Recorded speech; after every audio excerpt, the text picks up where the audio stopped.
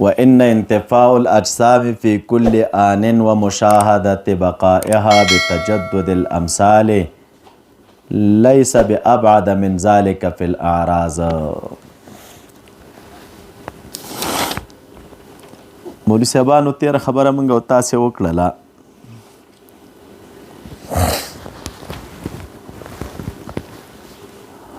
یو رد مو په وکړه، دویم رد ته شارح راغی، وی تا وویلې چې قیام د عرض تر عرضه پورې څه شی دی؟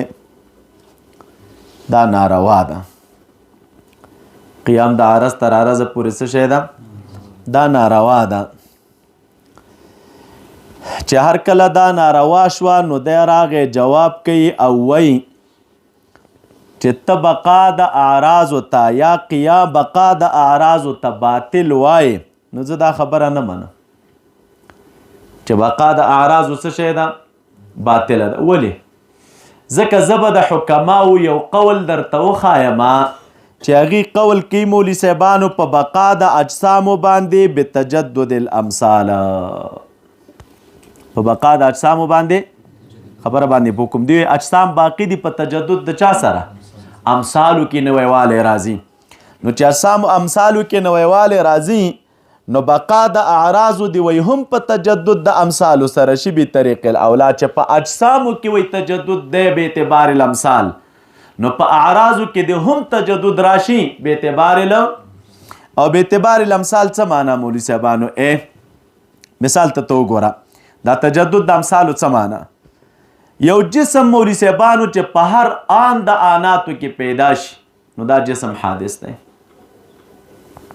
هونه راسي چې یو جسم په یو آن د آناتو کې پیدا شي نو دا څه شی دی؟ مثلا دا زید اوس په دې آن کې پیدا شه نو دا څه شی دی؟ دا حادث دی. چې دا حادث شو نو په دغې زید باندې عدم راځي او د عدم قبلی د څه شی کوي؟ اوس معدوم و شته شو، اوس بیا په د باندې څه شی راځي؟ عدم راځي او د عدم قبلی په هر آن کې. چې هر کله د عدم قبلی یو جائز زوال دی نو دا خبره ځان سره یاده که زید په دې آن کې پیدا شه، په دې دویم آن کې زید معدوم شه، ځکه حادث و جائز زوال و ممکن و عدم څه شی کو قبلوي. نو چې عدم قبلو نو اوس دویم نه وروستو دریم آن راغی، نو چې دریم آن راغی نو دا یو کې پیدا شه بلکې معدوم شه، په دې دریم آن کې تا ته زید دوباره ښکاره کیږي، نو چې دوباره درته ښکاره کیږي دی وی د وجود د زید په دې دریم آن کې دا به تجدد الامثال دی. دا عین هغه زید نه دی چې هغه مخکې وه، بلکې دا اوس د هغې دپاره څه شی دی؟ مثل دی. چې مثل دی نو په کم آن کې را څرګند شه؟ دریم. نو چې دریم آن کې را څرګند شي خو بیا ممکن دی او جایز زوال دی، عدم قبلی. نو په څلورم آن کې په ده باندې بیا څه شی راغی؟ عدم. نو چې عدم راغی نو اوس همدغه زید تا ته په پنځم آن کې ښکاري، نو چې پنځم آن کې درته ښکاري دا وایي هغه زید نه دی چې کوم زید په دریم آن کې وه، دغه پنځم آن کې چې درته ښکارېږي نو دا د هغې دریم آن والا څه شی دی؟ مثل. او دا سرخوړلی خو بیا ممکن دی، عدم قبلی جایز زوال دی. نو په پنځمه مرتبه کې په شپږمه کې په بیا زوال راغی، چې بیا په زوال راغی استاد ته په اومه مرتبه کې ښکاره کیږي، نو چې په اومه مرتبه کې درته ښکاره کیږي دا وایي دا عین همغه زید نه دی بلکې څه شی دی؟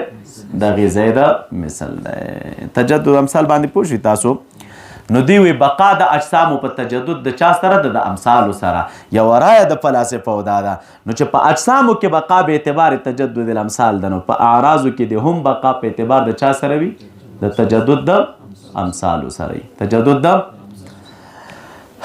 نو لکه عرض کې د بقا راشي که نه، خو عین همغه عرض دی نه چې کم مخکې وه. ته چې وایې چې بقا د اعراضو څه شی ده؟ باطله ده. همغه عرض نه دی چې کم مخکې وه، بلکې عرض باقي شو به اعتبار تجدد الامثال. وروسته مثل راغی، عین همغه عرض نه دی چې کم مخکې وه. پوه شوئ تاسو په دې ځای باندې؟ اوس ورته وګورئ.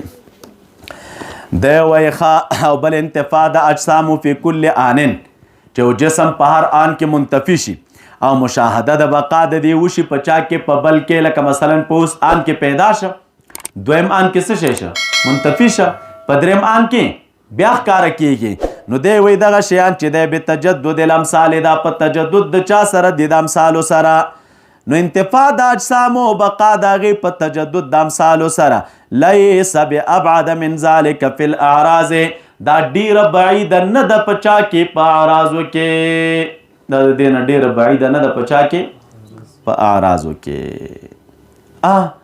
په دې ځای پوه شوئ یعنې خلاصه دا ده چې ته مخکې وایي چې قیام د عرض تر عرضه ناروا دی ضرورت ځینې علما وایي چې قیام د چا د اعراضو بتجدد الامثال دی اته چې وایي ناروا دی هغه صورت کې به ناروا وي چې عین همغه شی باقي وي په چا کې په آن ثاني کې او عین همغه عرض خو باقي په آن ثاني کې نه دی که نه بلکې په آن ثاني کې چې باقي دی نو د دې عرض څه شی دی مثل دی پوه شوي په دې ځای باندې دویم ته راشئ نعم تمسکهم فی قیام العرض بالعرض دا اوس یو بل دلیل درته پیش کی دلیل چونکې د ده خوښ نه دی نو بیرته پې رد کوي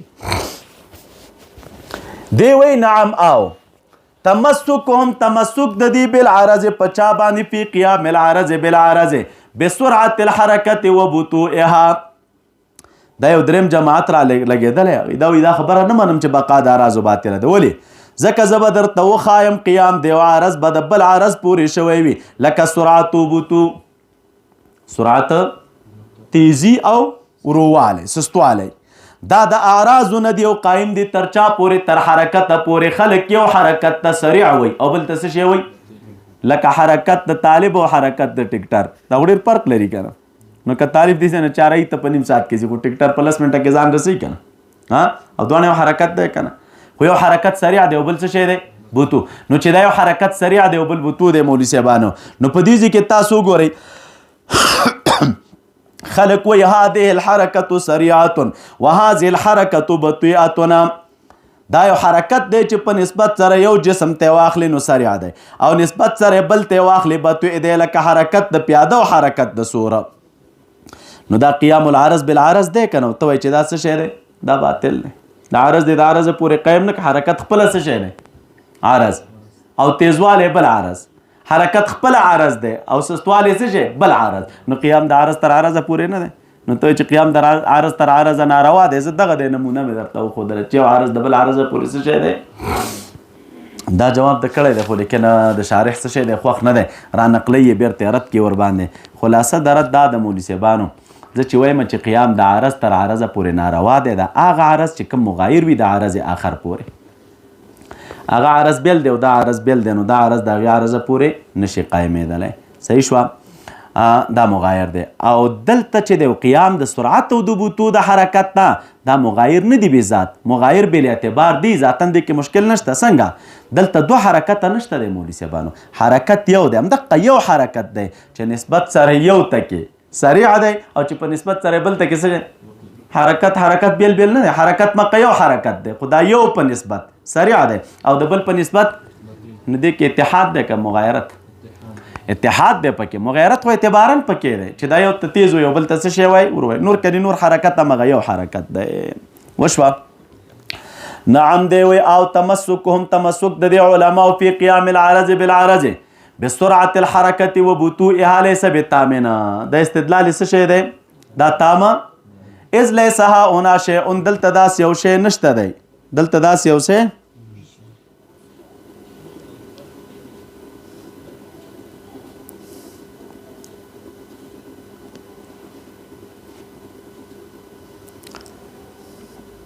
دلته وایي داسې یو شی نشته دی چې هغه د حرکت وي و آخر او هغه د څه شی وي یو د حرکت وي او بل دی مینه نه وهو سرعه یو د حرکت وي او بل دی و آخر هو سرعتنا و بطوءنا او بل د څه شی وي سرعت وي او یو د حرکت وي او بل د سرعت داسې شی نشته بل ها هنا حرکت مخصوصه بلکې دې ځای کې یو مخصوص حرکت دی تسمى بالنسبة الى بعض الحركات چې دا مسما کولی شي په نسبت سره چاته بعض حرکاتو ته سریع او په نسبت سره بعضو ته څه شی یعنی شی یو دی فرق اعتباری دی په نسبت یو سریع دی او په نسبت د بل څه شی دی بطوي وبهذا تبين په دې خبره څرګنده شوه چې ان لیست السرعة والبطوء نوعین مختلفین من الحرکه دا سرعت او بطوء چې دی دا دوه نوعی مختلفې د حرکت نه دي ولې اذ الانواع الحقیقیه لا تختلف بالاضافات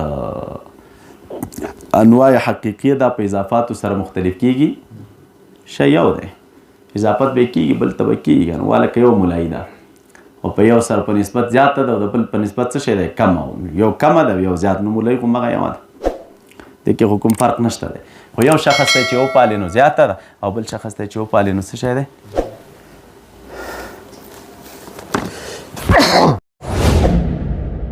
د داسې نورو ښکلو ویډیوګانو لپاره زموږ د الجامع دارالاحناف کابل یوټیوب چینل سبسکرایب کړئ.